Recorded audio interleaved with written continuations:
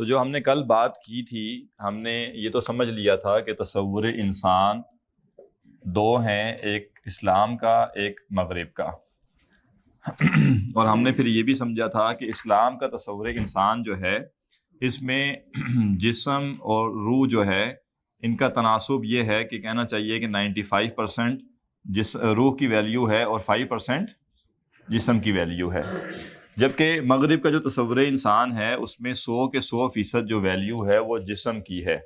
ٹھیک ہے، اس میں ہے ہی نہیں نا، روح تو ہے نہیں، جسم ہی صرف ہے.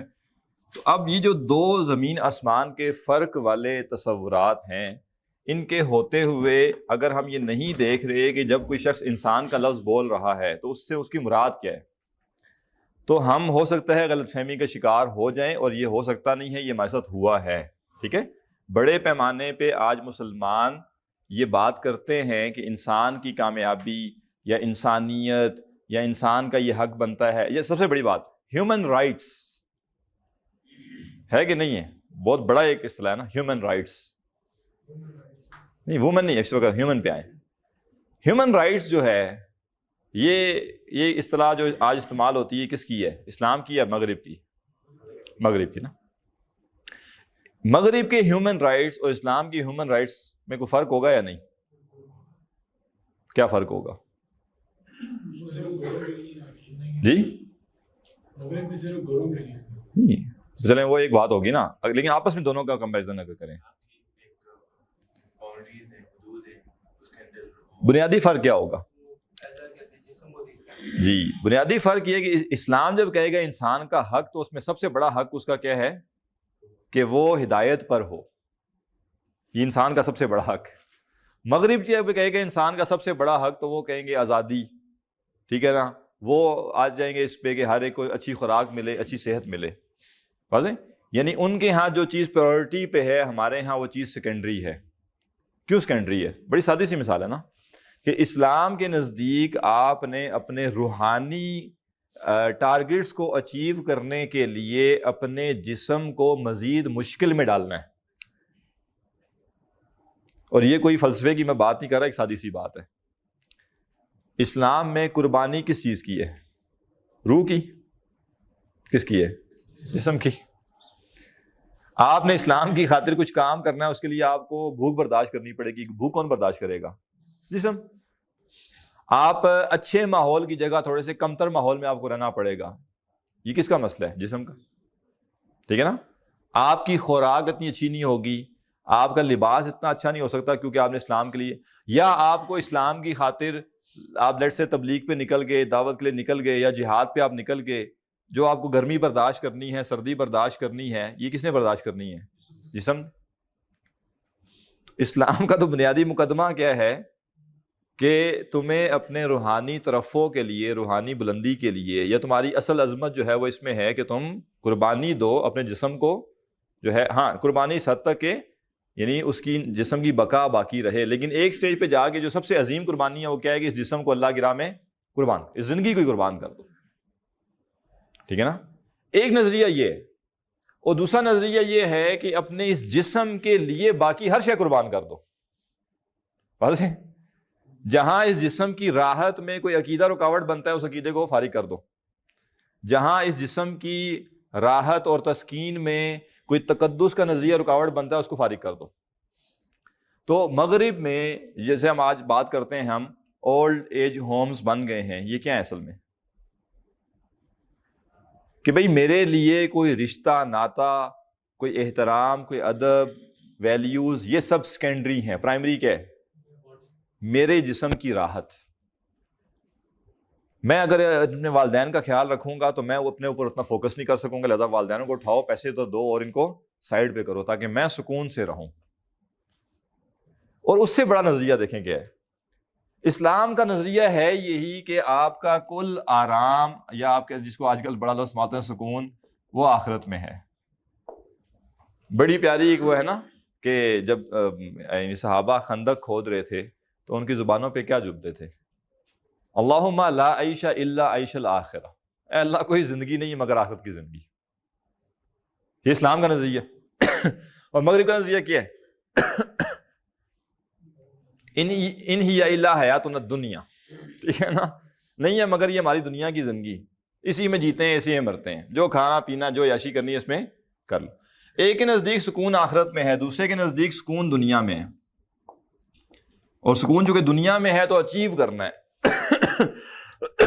اور اچیو کرنے کے لیے کیا کرنا ہے, ہر طرح کی باقی چیزوں کی قربانی دینی ہے تاکہ جسم کو راحت پہنچے. اور اسلام کا نظریہ یہ ہے کہ ہر طرح سے جسم کی قربانی لینی ہے تاکہ آپ کا عقیدہ, آپ کا ایمان, آپ کا زندگی کا مقصد وہ فلفل ہو سکے. لہذا ہیومن رائٹس کبھی بھی اسلام اور مغرب کے ایک جیسے نہیں ہو سکتے, لیکن ہم مغرب کے ہیومن رائٹس لے کر اس کا ڈنڈورا پیٹ رہے ہوتے ہیں. ٹھیک ہے نا. دیکھیں انسانیت سب سے بڑا مذہب ہے, یہ جملہ لوگوں کو کیوں اپیل کرتا ہے؟ اس جملے کے اندر فیلسی کیا چھپی ہوئی ہے؟ انسانیت سب سے بڑا مذہب ہے, اس کے اندر کیا دھوکہ کیا ہے اس کے اندر کہ جیسے مذہب میں کوئی انسانیت نہیں ہے. ٹھیک ہے نا. لہٰذا الگ سے ایک مذہب بنانا پڑے گا انسانیت پر مبنی. اصل مسئلہ ان کو کیا ہے, یا اصل خار کیا ہے کہ مذہب چونکہ بات آخرت کی کرتا ہے, ٹھیک ہے نا, لہٰذا اس کو فارغ کرو, مذہب میں سے وہ ساری چیزیں نکالو اور انسانیت پر مبنی, یعنی دنیا میں انسان کے جو مسئلے ہیں ان کے حل پر مبنی ایک وہ ہونا چاہیے. تو یہی وجہ ہے جو یعنی بہت سے لوگ جو جیسے ایتھیسٹ ہیں, ایتھیسٹ جو ہیں ان کے بڑے بڑے آرگومنٹس میں سے ایک آرگومنٹ کیا ہے؟ Problem of suffering. ٹھیک ہے, یہی ہے نا.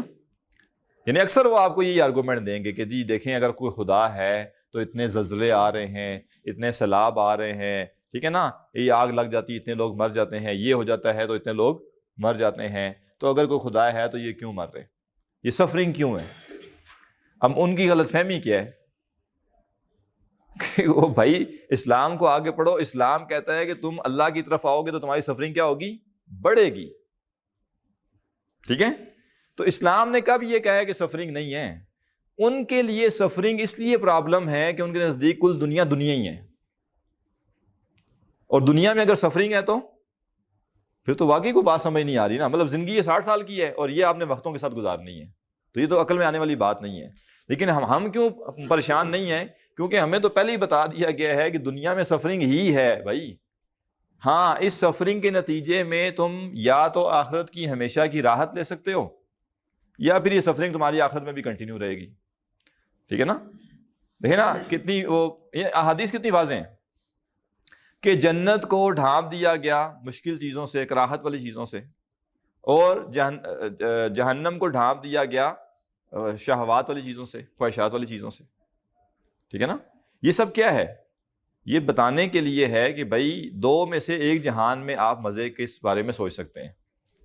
ہاں, آپ یہ فیصلہ کر لیں کہ آپ نے مزے آخرت میں کرنے ہیں, تو اصولی طور پہ آپ یہ تسلیم کریں کہ دنیا میں نے مزے نہیں کرنے. اب آپ کو مل کے وہ اگلا بات ہے. لوگ کہیں گے دیکھیں جی فلاں صاحب بھی تو ہے نا بڑی گاڑی پہ گھومتے ہیں, دین کا کام کر رہے ہیں, فلاں صاحب بھی تو ہے نا اچھے گھر میں رہتے ہیں, دین کا کام کر رہے ہیں. آپ کا یہ گول نہیں ہو سکتا, یہ آپ کی خواہش نہیں ہونی چاہیے. مل جائے تو بسم اللہ. اس میں فرق سمجھیے, کیونکہ اگر آپ دو جہانوں میں مزے سوچ کے بارے میں سوچیں گے تو یہ اصل میں آپ دو متضاد چیزوں کو جمع کرنا چاہ رہے ہیں. جو شخص یہ سوچ کے بیٹھتا ہے کہ دنیا بھی اچھی ہو آخرت بھی اچھی ہو, کیا ہوتا ہے؟ آخرت کے لیے قربانی اس کے سامنے آتی ہے اور وہ کیا کرتا ہے؟ وہ بائی پاس ڈھونڈ رہا ہوتا ہے پھر. ٹھیک ہے نا, کہ کسی طریقے سے یہ مجھے قربانی نہ دینی پڑے. تو بھئی قرآن کا پورا فلسفہ تو آپ نے اس کا تو انکار کر دیا. قرآن کا فلسفہ کیا ہے؟ ہم تو تمہیں آزمائیں گے. ٹھیک ہے نا, ہم تمہیں بھوک سے بھی آزمائیں گے, خوف سے بھی آزمائیں گے, مالوں جانوں کے نقصان سے بھی آزمائیں گے. ٹھیک ہے نا, اور تم کے سمجھتے ہو ایسی جنت میں چلے جاؤ گے, تمہارے اوپر کوئی آزمائش نہیں آئے گی, ہم کھرے اور کھوٹے کو الگ نہیں کریں گے. لہٰذا مومن کا کام کیا ہے کہ اصولی طور پہ تسلیم کر لے کہ اگر میں یہ طے کر چکا ہوں کہ آخرت میں میرے لیے راحت ہے, تو میں دنیا میں ایکسپیکٹ نہیں کروں گا یا مطالبہ اس طرح سے نہیں کروں گا کہ وہ ملے ہی ملے مجھے. لیکن اللہ سبحانہ تعالیٰ کی یہ رحمت ہے کہ وہ بیچ بیچ میں جیسے ہم کہتے ہیں نا کچھ راحت کے چنکس دے دیتا ہے بندہ مومن کو, وہ الگ طرح کے ہوتے ہیں. ٹھیک ہے نا.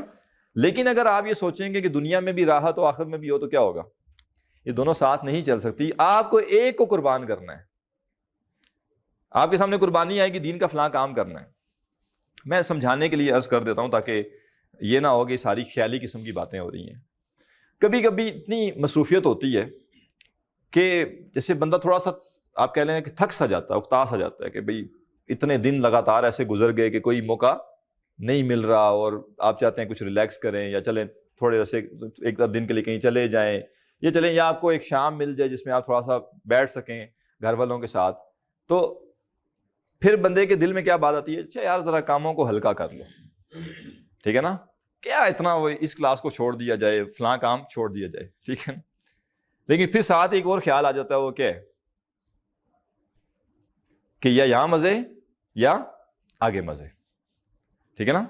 ہاں اب اچانک ایسا ہو گیا کہ بالفرض آپ کہہ لیں کہ کوئی حالات خراب ہوئے، چھٹی ہو گئی، اب ظاہر ہے آپ کی پلاننگ میں کوئی ایسی خاص چیز تھی نہیں، آپ تکلف سے کوئی کریں تو آپ کو موقع مل گیا، آپ بیٹھ کے گھر سکون کر لیا آپ نے. لیکن اگر آپ اس پہ جائیں گے تو آہستہ سے کیا ہوگا، کمپرومائز کرنا پڑے گا، ٹھیک ہے نا. ایسے تصورات اپنانے پڑیں گے، اس کے نتیجے میں کیا ہو، ٹینشن ختم ہو جائے. میں ایک سادی سی مثال اس معاملے میں عرض کر دوں. دیکھیں دو طرح کے دین کے کام ہیں.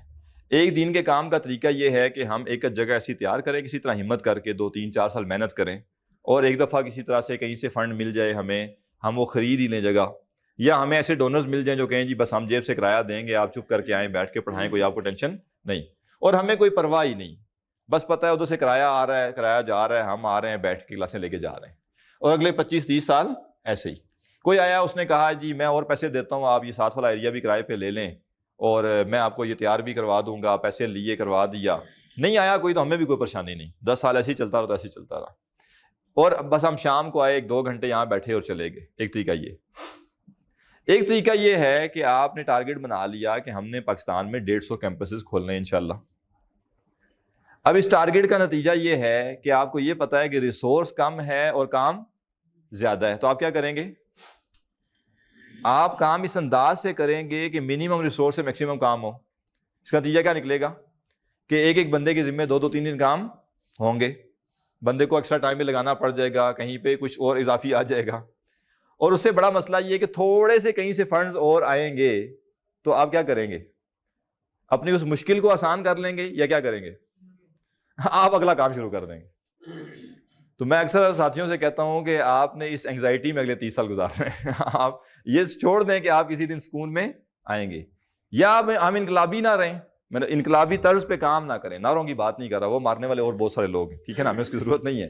تو یا انقلابی طرز کا کام کریں. انقلابی طرز کا کام کیا ہے کہ آپ کے پاس ہمیشہ ریسورسز کم ہی رہیں گے کیونکہ آپ کا کام بڑھ رہا ہوگا، ٹھیک ہے نا. آپ یہ نہیں کریں گے کہ اچھا بھائی اگر یہاں پہ 3.5 لاکھ کرایہ ہے تو آرام سے جب 5 لاکھ روپے آنے شروع ہو جائیں گے تو پھر سوچیں گے اگلے کیمپس کا. آپ تو تکلف کر کے ادھر سے کر کے ادھر سے کر کے کسی طریقے سے آپ کوشش کریں گے کہ آپ اگلے کیمپس کی طرف قدم اٹھائیں، اور شروع میں آپ کو پتا ہوگا ایک رسک ہی ہے، پتہ نہیں پورے ہو سکیں نہ ہو سکیں، پھر تھوڑے سے آپ کے پاس اور فنڈز آئے تو آپ کہتے ہیں نہیں ادھر ایک اور. تو اس لیے میں کہتا ہوں کہ دین کے معاملے میں چادر سے پاؤں تھوڑے سے باہر نکال کے کام کرنا ہوتے ہیں.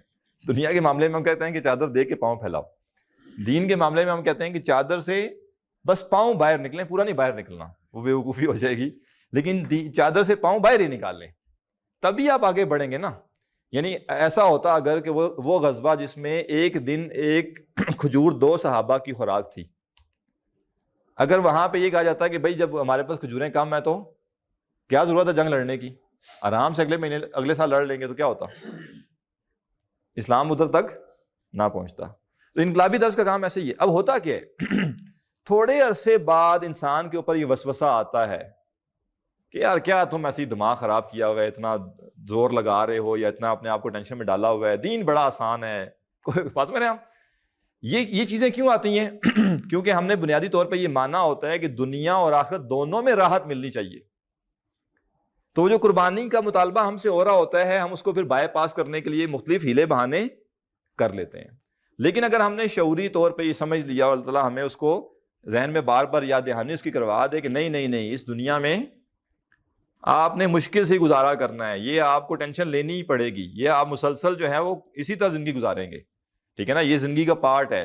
جو بھی آپ نے مزے کرنے ہیں، آرام کرنے ہیں، عیاشی کرنی ہے، میں جان بوجھ کے لفظ بول رہا ہوں کہ یہ سب آپ کی آخرت میں وہاں آپ کا کوئی کام ہی نہیں، نہ دعوت ہے نہ تبلیغ ہے، ٹھیک ہے نا، کوئی آپ کی ٹینشن ہی نہیں، نہ کوئی کافر ہے نہ کوئی گمراہ شخص ہے، ٹھیک ہے نا. وہ مزے کرنے کی جگہ وہ ہے، اور وہ ہمیشہ ہمیشہ کی جگہ ہے، اور وہ ایکسٹریم لیول کے مزے ہیں. تو لہٰذا دو نظریات ایک دوسرے کے اتنے متضاد ہیں کہ ان کے درمیان کوئی مرجر کرنا، ان کے درمیان کوئی برج کرنا، یہ تقریباً ناممکن بات ہے. اور یہ تکلف ہوگا کہ ہم تکلف کر کر کے ان کو قریب لانے کی کوشش کریں. اور نہیں دیکھیں نا جی یہ فائدہ بھی ہے، دیکھیں نا جی وہ فائدہ بھی ہے. تو لہٰذا ایمان کا تقاضا یہ ہے کہ آپ یہ تسلیم کر لیں کہ اصل زندگی آخرت کی زندگی ہے. اب اگر دنیا میں آپ کو اللہ تعالیٰ کوئی آسانی دے بسم اللہ، آپ اس کو اویل کریں. آسانیوں کو اپنی ریکوائرمنٹس نہ بنا لیں کہ میں دین کا کام کروں گا لیکن کب کروں گا؟ جب یہ آسانی ہو. کئی موقعوں پہ یہ چیز دیکھی گئی ہے کہ ایک بندے کو کہا گیا کہ آپ نے فلاں جگہ ایک لیکچر دینے جانا ہے. اچھا جی وہ گاڑی کا انتظام کر دیجیے گا، ٹھیک ہے نا، گاڑی مجھے پک کر لے، گاڑی مجھے ڈراپ کر دے. کیا آپ اپنے دنیا کے کام کے لیے بھی ایسے ہی کرتے؟ اگر تو کوئی عذر ہے تو چلیں سمجھ آتا ہے، ٹھیک ہے نا. یعنی اگر کوئی بندہ ہے بائک چلا ہی نہیں سکتا، کوئی ایسی آپ کہہ لیں کہ معذوری ہے یا کوئی بھی ایسا مسئلہ ہے، بزرگ ہو گیا، وہ ایک الگ بات. لیکن کچھ لوگ کیا کرتے ہیں، انہوں نے یہ سمجھا ہوا ہوتا ہے کہ ہم چونکہ دین پر کیا کر رہے ہیں، احسان کر رہے ہیں، ٹھیک ہے نا. یہ تو ہاں میں بہت بڑی شے ہوں نا کہ میں یہاں کھڑا ہو کے بول رہا ہوں، لہٰذا چونکہ آپ لوگ مجبور ہیں کہ آپ نے مجھ سے ہی لیکچر کروانا ہے تو مجھے پھر آپ کو گاڑی تو بھجوائیں، ٹھیک ہے نا. وہ آئے گھر پہ، وہ مجھے پک کرے، میں جاؤں اور پھر واپسی پہ مجھے گھر پہ ڈراپ کرے. تو چلیں کوئی ایسا مسئلہ ہو، کوئی شدید بارش ہے، کوئی اس طرح کا موسم ہے، وہ ایک عذر کی بات الگ سے. لیکن لوگوں نے چونکہ یہ سمجھا ہوا ہوتا ہے کہ دنیا میں ہم نے آسانیاں لینی ہیں، پھر وہ قربانی نہیں دیتے. اور جہاں قربانی نہیں وہاں کوئی انقلاب نہیں.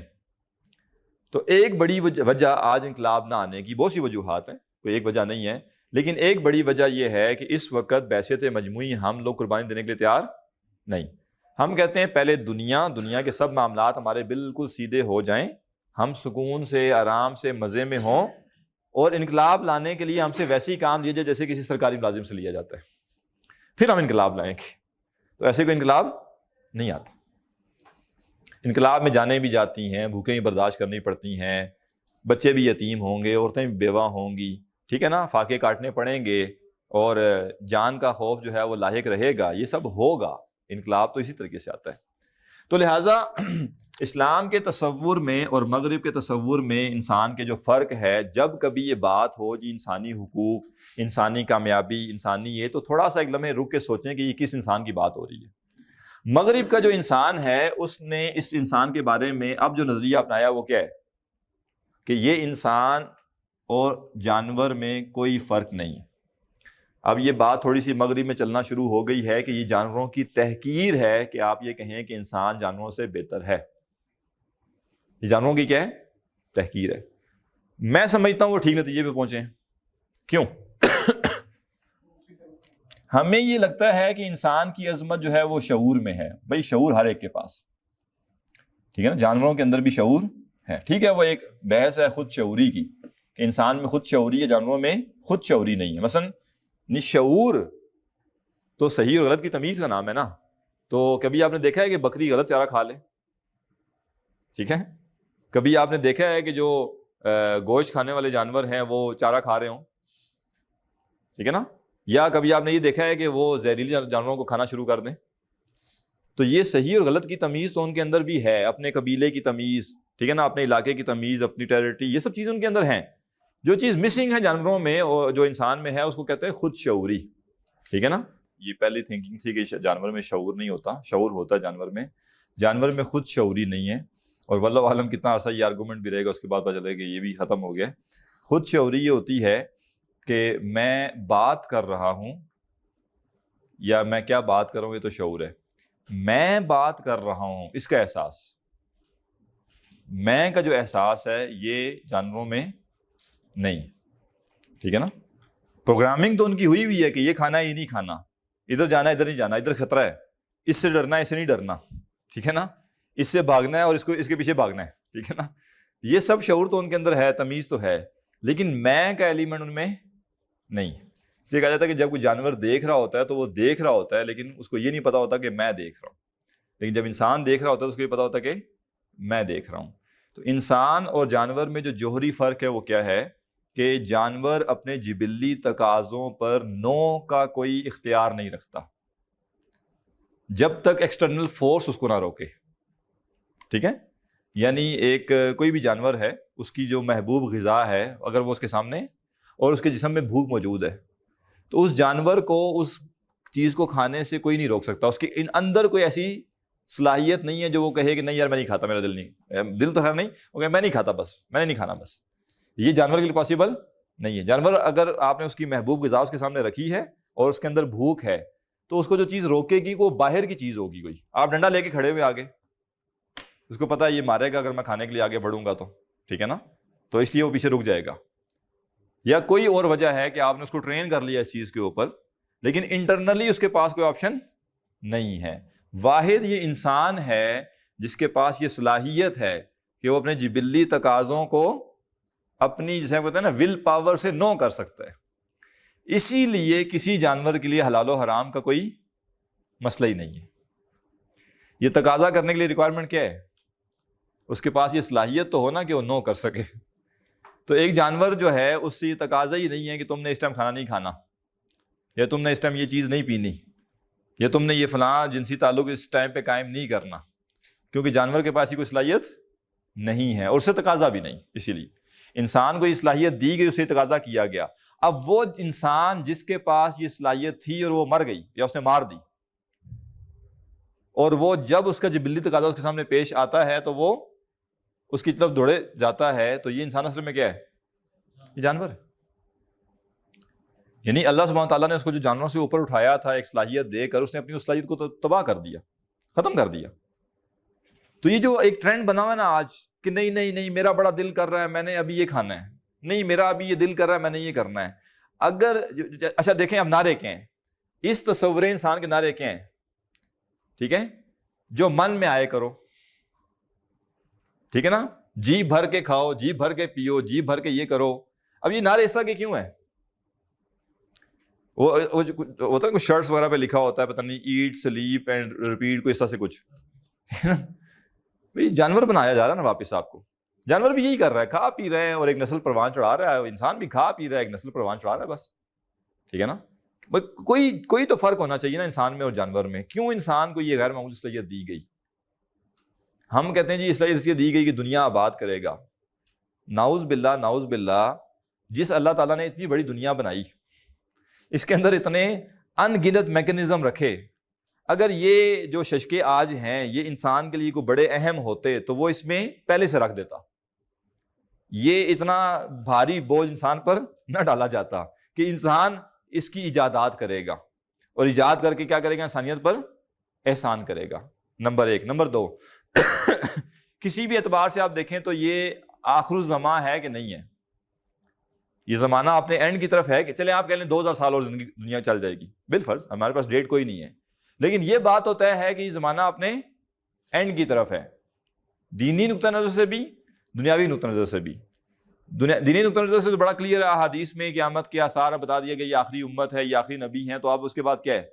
اور اللہ کی فرمایا کہ بعثت انا والساعۃ کہاتین، ایسے دو انگلیاں بالکل قریب ہیں، میں اور قیامت یوں مبعوث کیے گئے. ٹھیک ہے نا. اور دنیاوی لحاظ سے کیسے پتہ ہے کہ اب زمانہ زیادہ نہیں ہے؟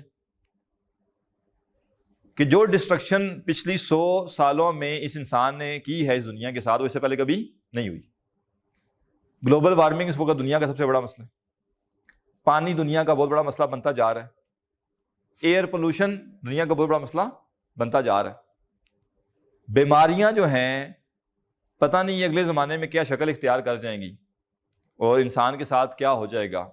ابھی ہر بندہ بیمار ہے نا، کوئی نہ کوئی تو اس کو بیماری ہے ہر بندے کو. اور اب تو ماشاءاللہ ایک نہیں بڑھا دی ہے نا، ایک بندے کو جناب وہ مجھے بلڈ پریشر بھی ہے، ڈائبٹیز بھی ہیں، یہ بھی ہے وہ بھی ہے، سائیکولوجیکل ایشوز بھی ہیں. تو پتہ نہیں اگلا زمانہ آئے گا تو انسان کے ساتھ کیا بنے گا. تو یہ چیز تو نظر آ رہی ہے کہ دنیا بڑی عجیب ہوتی جا رہی ہے. اس کے اندر وہ اسٹیبلٹی جو پہلے ہوتی تھی وہ اب اس طرح سے نہیں ہے. ٹھیک ہے نا. پرابلمس بہت زیادہ ہیں. اچھا پرابلمس بھی ایسی ہیں جس کو حل کرنا اب انسان کے لیے اتنا آسان نہیں رہا. اور اس ایک پرابلم کو حل کرنے کے لیے جب دوسرا حل کرتے ہیں تو اس حل میں پرابلم نکل آتی ہے. ٹھیک ہے نا.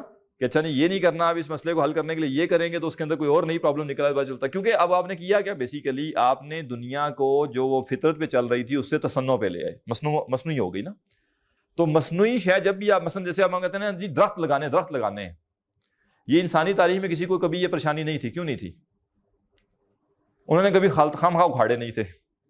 اب آپ نے خام خواہ جب اکھاڑ دیے، سوسائٹیاں بنا دی، شہر آباد کر دیے، اور آپ نے جو ہے وہ انڈسٹری آپ لے کر آ گئے، اب چونکہ آپ نے ایک بگاڑ کر دیا، اب آپ اس بگاڑ کو انڈو کرنے کے لیے جو کریں گے وہ بھی مصنوعی ہے. میں یہ نہیں کہنا چاہ رہا کہ درخت نہ لگائیں، میں کہنا کیا چاہ رہا ہوں، وہ جو بیلنس تھا پوری اس زمین کا، وہ بیلنس آپ سے آؤٹ ہو گیا. اب آپ کبھی ادھر پاؤں مار رہے ہیں، کبھی ادھر پاؤں مار رہے ہیں، لیکن وہ آپ سے کوئی بات سنبھل نہیں رہی. پتہ چلے گا جناب اب جو درختوں کی آپ نے آباد کاری دوبارہ کی ہے، تو یہ درخت نہیں چاہیے تھے اس انوائرمنٹ کو جو آپ نے لگا دیے ہیں، کوئی اور چاہیے تھے. تو جو آپ نے لگا دیے ہیں اس نے کیا کیا ہے، زیادہ بڑی خرابی پیدا کر دیا اس سے، جو کہ درخت نہ ہونے سے ہو رہی تھی. بڑی اہم بات ہے، بلکہ ابھی اس پہ ایک سیشن انشاءاللہ اس سے اگلے سنڈے کو ہوگا یہاں پہ 26 مئی کو. ہمت کر کے آ سکیں تو آ جائیں. نیچرل لیونگ کے اوپر سلمان حسین صدیقی صاحب انشاءاللہ آئیں گے. تو وہ بڑی اچھی بات کرتے ہیں کہ بھائی جس علاقے میں جو کیڑے مکوڑے، جڑی بوٹیاں، درخت، پرندے رہتے ہیں وہی اس کی ضرورت ہے. درخت اگائے جا رہے ہیں، درخت اگائے جا رہے ہیں، ٹھیک ہے نا. تو پتہ ہی نہیں ہے یہ کون سا درخت ہے، یہ زمین کے لحاظ سے مناسب بھی تھا کہ نہیں تھا، یہ اس خطے کے لحاظ سے مناسب بھی تھا کہ نہیں. تو بھائی ہر علاقے کے اندر اللہ تعالیٰ نے خاص طرح کا اس کی مٹی ہے، خاص طرح کی اس کی ریکوائرمنٹس ہیں، اس میں خاص طرح کے پودے، خاص طرح کے درخت تھے وہاں پہ، ٹھیک ہے، وہی اس کی ضرورت تھے. تو بہرحال میں عرض کیا کرنا چاہ رہا ہوں کہ یہ چیز تو طے ہے کہ دنیا اپنے اینڈ کی طرف ہے، ٹھیک ہے. اب تھوڑا سا ایک سوچئے کہ یہ جو نعمتیں ہیں ساری جن کو ہم نعمتیں سمجھتے ہیں، اگر یہ انسان کے لیے اتنی اہم تھی، اتنی ضروری تھی، اتنی مفید تھی، اور یہ تھا وہ تھا، تو انسانیت ساری فارغ نہیں گزر گئی پھر؟ بات سمجھ رہے ہیں کہ نہیں؟ یعنی اللہ کے سارے انبیاء اس کے بغیر ہی گزر گئے. نبی تو کوئی بھی نہیں ہے نا جس نے یہ سہولتیں دیکھی ہوں، ایسے ہی ہے. تو اللہ کے جو سب سے برگزیدہ آدمی تھے تو وہ تو نعوذ باللہ پھر ان نعمتوں سے تو محروم ہی گزر گئے. اس کے بعد آپ یہ جانتے ہیں کہ بہت بڑی خلقت تھی نا، پوری ہیومن ہسٹری تو گزر گئی. اب آپ کے پاس چند نسلیں آخر میں جو رہ گئیں، اگر انہوں نے یہ سب کچھ یاد کر لیا ہے تو یہ سمجھنا چاہیے کہ اگر اس کا زندگی میں اتنا بڑا کنٹریبیوشن ہوتا، یا اس سے زندگی میں اتنے زیادہ فائدے ہو سکتے ہوتے، تو پھر کم از کم یہ انسانی زندگی کے آخر میں نہیں ہونی چاہیے تھی. اور پھر اس کے اوپر یہ جو احسان ہے نا کہ جی یہ اللہ کی زمین آباد کر رہے ہیں. اللہ تعالیٰ کو نعوذ باللہ اس انسان کے احسان کی کوئی ضرورت نہیں ہے کہ انسان آگے کوئی ٹیکنالوجی ایجاد کر کے یہ وہ کام کرے. اللہ تعالیٰ نے اس زمین میں جتنے انسانوں کو پیدا کرنا تھا ان کے لیے سب کچھ رکھ دیا تھا اور وہ موجود، ٹھیک ہے نا. تو لہٰذا اب مسئلہ یہ ہے کہ یہ جو تصور انسان یہاں آیا ہے، اس تصور انسان کا اس دنیا کا پورا نظریہ ہی کچھ اور ہے. اور وہ نظریہ کیا ہے کہ یہ سب کچھ کیا ہے، جبلی تقاضے ہیں آپ کے. لہٰذا جب وہ کہہ رہے ہیں جی انسان اور جانور میں کوئی فرق نہیں ہے، یہ کہنا غلط ہے کہ انسان جانور سے افضل ہے، تو اس میں کوئی مذائقہ ان کے لحاظ سے بالکل بھی نہیں ہے. کیونکہ ان کا انسان جانور کے مقابلے میں کیا الگ کر رہا ہے. لیکن جوہری طور پہ آپ آسمان پہ گھر بنا لیں، آپ 100ویں منزل پہ گھر بنا لیں، بنایا تو ایٹ دی اینڈ گھر ہی ہے نا آپ نے، وہ جانور کا بھی ہے. بلکہ ہم سمجھتے ہیں کہ انسان بیچارہ بہت گیا گزرا ہے اس معاملے میں. کیوں گیا گزرا ہے؟ آدھی زندگی کھپا دیتا ہے اس کام کے لیے. جانور جو ہے وہ شاید یہ کام چند دنوں میں کر لیتا ہے، وہ گھر بنانے والا کام وہ چند دنوں میں ہی کر لیتا ہے، کچھ جانور چند گھنٹوں میں کر لیتے ہیں. اس سے بڑی بات یہ کہ یہ بیچارہ جو ہے اب تو عاجز آ گیا، 2 بچے پالتا ہے پوری زندگی، وہ سینکڑوں پال رہے ہیں، ٹھیک ہے نا. اور انسانوں سے بہتر ہی پال رہے ہیں، ٹھیک ہے نا، جو انسانوں کا حال ہے. اور آپ کہہ لیں کہ اس کو کھانے پینے اور رزق کے اتنے مسئلے ہیں، ان کو وہ پریشانی بھی کوئی نہیں ہے، نہ بجلی کے بل دینے انہوں نے، نہ اے سی کا مسئلہ، کچھ بھی نہیں. تو وہ صحیح نظریے پہنچے. لیکن ہمارے اینڈ سے دیکھیں تو ہم کیا کہیں گے کہ بھائی انسان اور جانور میں زمین آسمان کا فرق ہے. یہاں تک کہ وہ انسان، یعنی اب ظاہر ہے انسان میں روح ہے، وہ مانے یا نہ مانے، ٹھیک ہے، وہ دبی ہوئی ہوگی. تو لہٰذا جو نقطہ سمجھنے کا تھا یہاں پہ اس سوال کے جواب میں کہ انسان کیا ہے، وہ یہی ہے کہ جب آپ اسلام کے تصور انسان کو لیں گے تو قطعاً پھر مغربی نظریات اس کے اوپر نہ حاوی کریں، کامیابی کے، حقوق کے، اس کے اس کے. اور اگر آپ نے مغربی انسان لے لیا تو اس کے اوپر اسلامی اصول اٹھا کے لگائیں گے تو مس میچ ہو جائے گا. اس وقت یہ تو نہیں ہو رہا کہ یعنی مغربی انسان کے اوپر اسلامی اصول اپلائی کیے جائیں. اس وقت ہو یہ رہا ہے کہ بندہ مسلمان ہے لیکن وہ حقوق کون سے لے رہے ہیں؟ مغرب کے. میرا یہ حق بند. اب جیسے دیکھیں ہمارے یہاں لوگ کہتے ہیں کہ بھائی میری مرضی ہونی چاہیے نا، میرا یہ حق بنتا ہے کہ میری فریڈم ہو، فریڈم مجھے ملنی چاہیے. یہ کہاں سے آیا ہے نظریہ فریڈم والا؟ جی کہ بھائی آپ ایک دین کو ماننے کے بعد آزادی مانگنا چاہ رہے ہیں. کوئی آپ نے ایسا بندہ سنا ہے جو ایک ملک کے سٹیزن ہو اور پھر یہ کہے کہ مجھے اس ملک کے قوانین سے آزادی چاہیے؟ ٹھیک ہے نا. لیکن وہی پڑھا لکھا بیوقوف آدمی یہاں یہ کرے گا کہ کہے گا جی میں الحمدللہ مسلمان ہوں لیکن مجھے اسلام سے آزادی چاہیے. بھائی دو میں سے ایک بات کرو، یا کہو کہ آزادی چاہیے تو نکل جاؤ، کون روک رہا ہے تمہیں؟ کون تمہارا کچھ بگاڑ سکتا ہے؟ اور اگر آپ سمجھتے ہیں کہ اسلام کے جو نظریات ہیں ان پر آپ کا واقعی ایمان ہے، پھر آزادی کس چیز کی چاہیے؟ لیکن چونکہ مغربی انسان کا تصور یہ ہے کہ مذہب شذب کچھ ہے نہیں ہے، مذہب ڈیل کرتا ہے روح سے، روح شوح والی کہانی کوئی نہیں ہے، لہذا مذہب کی ہمیں کوئی ضرورت نہیں ہے. اب غلطی سے چونکہ وہ آپ کہہ لیں کہ بس ایک مسلمانوں کے علاقے میں رہ رہے ہیں، سارے معاملات ہیں، لہذا تکلفاً وہ اسلام کا لیبل اوپر چڑھا ہوا ہے. اب اندر سے پورا بندہ مغربی ہے، اس کو روح کی کوئی پرواہ نہیں. اب وہ پریشان ہے، دیکھیں مغرب میں یہ آسانیاں ہیں، مغرب میں یہ قوانین ہیں، مغرب میں وہ ہے، یہ ہے، وہ ہے. مغرب نے کتنے تعلیمی ادارے بنائے ہیں؟ کس چیز کے لیے ہیں وہ سارے؟ جسم سے متعلق. اب ہم یہاں پریشان ہیں کہ دیکھیں نا ہمارے یہاں مدرسے ہو گئے، مدرسوں سے بڑا نقصان ہو رہا ہے، ٹھیک ہے نا. بات ٹھیک کر رہے ہوتے ہیں نا، کیونکہ وہ بیچارے یہاں کے نہیں ہیں، وہ اندر سے وہاں کے لوگ ہیں. وہ کہتے ہیں یار یہ مدرسوں میں بیٹھ کے تم یہ جو روحانیت اور آخرت اور یہ سب کیا ہے، نعوذ باللہ تم ٹائم ضائع کر رہے. ٹھیک ہے نا. دیکھو مغرب نے اتنی ٹیکنالوجی پہ ورکنگ کی، اتنی سائنس پہ وہ کام کیا، اور آج جسم کے لیے انہوں نے کیا کچھ ایجاد کر لیا. وہ بھائی مدرسے والے جسم کے لیے نہیں بیٹھے ہوئے نا، ٹھیک ہے نا. مدرسے والے بیٹھے ہیں کس کے لیے؟ اور ہم بھی کرتے ہیں ماشاءاللہ. ہم مسلمانوں کا حال بھی کیا ہے؟ ہم کہتے ہیں دیکھیں نا مدارس کو یہ کرنا چاہیے، مدارس کو وہ کرنا چاہیے. ٹھیک ہے، شعور اور علم کی حد تک تو بات ٹھیک ہے، لیکن اب آپ اگر مدارس سے یہ توقع کرتے ہیں کہ مدارس جو ہیں وہ ایجادات کریں گے. بھائی آپ ڈنگر ڈاکٹر جو ہے اس کی کلینک میں آپ جا کے کہیں گے انسانوں کا علاج کرو، یا انسانوں والی کلینک کے اوپر بورڈ لگا ہوا اندر جا کے آپ کہیں کہ جانوروں کا علاج کرو، تو وہ کہے گا بھائی جان غلط جگہ آئے ہو. کرنا چاہیے یا نہیں وہ ایک اور بات ہے، اور مجھے کرنا چاہیے یا نہیں یہ ایک اور بات ہے. تو ہر بندے سے ہر چیز کا مطالبہ نہیں ہوتا. مجھے آپ کہیں جی کہ گاڑی ٹھیک کر دیں مجھے، تو میں کہوں میں نہیں کر سکتا، تو آپ کہیں دیکھیں جی گاڑی ٹھیک ہونی چاہیے، گاڑی ٹھیک ہوگی تو ہم چلیں گے. او بھائی ہوگی، لیکن کسی میکینک کے پاس لے کے جاؤ نا. ہر کام ہر جگہ سے تو نہیں ہوگا. تو لہٰذا جو ابھی بس چونکہ بریک ہونے والی ہے، اس کے بعد پھر ہم اگلا موضوع شروع کریں گے. کوئی اگر ایک سوال ہے تو. ایک یہ بھی نظریہ آتا ہے کہ یورپ کا یا ویسٹ کا جو ایکسپیرینس تھا، وہ کہتے ہیں کہ ان کے جب مذہب کو زوال ہوا تو پھر ان کے سائنس کو ان کے ہاں عروج ہوا اور ان میں مخاصمت ہے. اور اسلام کی تاریخ میں وہ کہتے ہیں کہ جب اسلام کا عروج تھا تو تب بھی ان کے ہاں علوم کا عروج تھا اور زوال میں دونوں کا اکٹھا ہوا. مطلب وہ کہنے کی کوشش یہ کرتے ہیں کہ سائنس کے ساتھ جب تک ہم لوگ ہمارے پاس تھی وہ آگے پیچھے سے لے کے، تو وہ دونوں چیزیں ہم چل رہی تھیں اور مخاصمت نہیں تھی.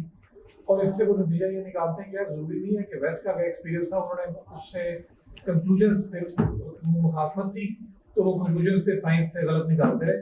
ہم بھی اگر ان دونوں کو ساتھ لے کے چلیں، اسلامائز کر لیں، تو الٹیمیٹلی کوئی ایسا مطلب دونوں بھی چل سکتی ہے. اصل میں ایک تو مسئلہ یہ ہے کہ یہ جو تصور ہے نا یہ ازمپشنز پہ ہے. اس کا دنیا کی حقیقت سے کوئی تعلق ہی نہیں ہے نا کہ اس کو پریکٹیکلی ثابت کر سکیں.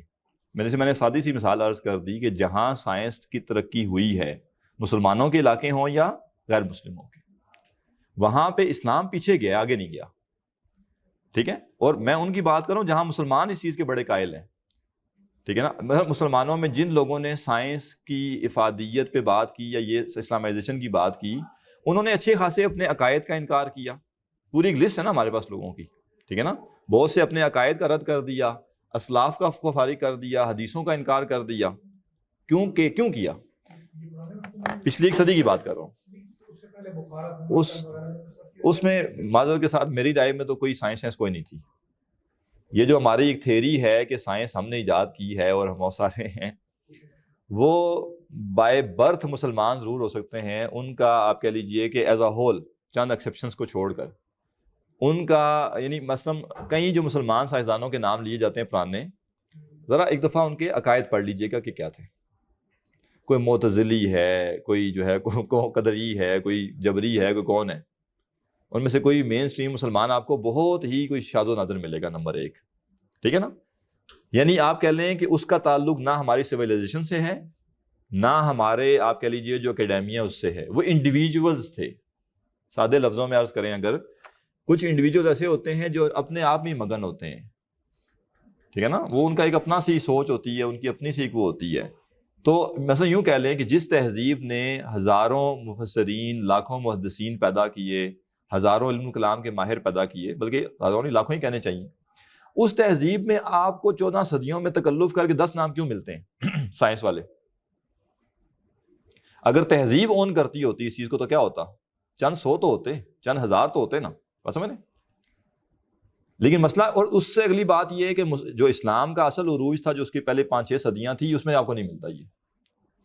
یہ اس کے بعد جب ڈائیورژن تھوڑی زیادہ بڑھنا شروع ہوئی، آہستہ آہستہ دنیا پرستی اور سب چیزیں آئی ہیں، تو یہ اس فیز میں ہے، لیٹر فیز میں ہے، فرسٹ فیز میں نہیں ہے. جی نہیں، باسیوں میں بھی کوئی خاص ایسا کچھ نہیں ہے. یہ تو بہت بات کی بات. پہلی 5-6 صدیوں میں آپ کو اس طرح کی بہت زیادہ چیزیں نہیں ملتی. یہ سارے آپ کو 7ویں 8ویں 9ویں 10ویں صدی ہجری کے اس طرح کے لوگ ملیں گے.